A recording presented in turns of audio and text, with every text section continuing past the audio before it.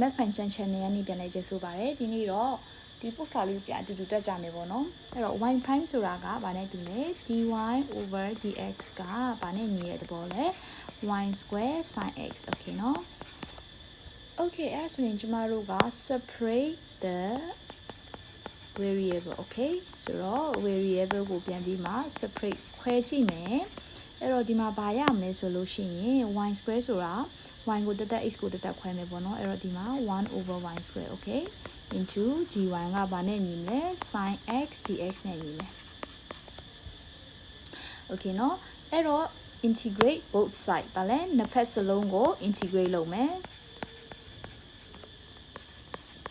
နှစ်ဖက်စလုံးကို integrate လုပ်မယ်ဆိုလို့ရှိရင်ក៏ဘာပဲလဲ sin integration sin ပဲ adding လုပ်လိုက်မယ်ပေါ့နော် dy equal to integral of sin x dx okay အဲ့တော့ဒါကိုကျွန်မဒီလိုရေးလိုက်လေရရနော်1 over y square ဆိုတာဘာနဲ့ညီလဲဆိုရင် y power -2 okay အဲ့တော့သူ integration လုပ်တော့ y power -1 over power နဲ့ထပ်စား -1 okay ပြီးတော့ equal to sin ကို integration လုပ်တော့ဘယ်လောက်ပါရမလဲ -cos x plus c okay အဲ့တော့ကျမတို့ကဒီဘက်ကိုပဲသွားမယ်နော်